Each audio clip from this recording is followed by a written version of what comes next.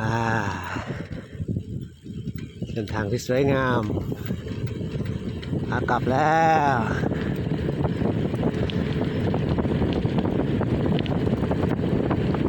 9 โมงแล้วอากาศเย็นๆสุดๆเลยสุดๆเลยสุด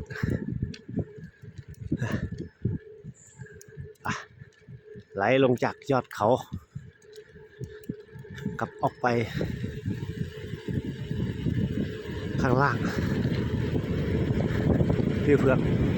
นำลิ้วแล้วสุดๆเลยสุดๆเลย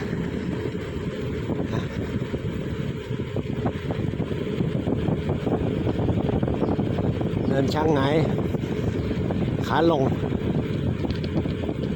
เดี๋ยวข้างหน้าแล้วตรงนี้ถ้าตรงไป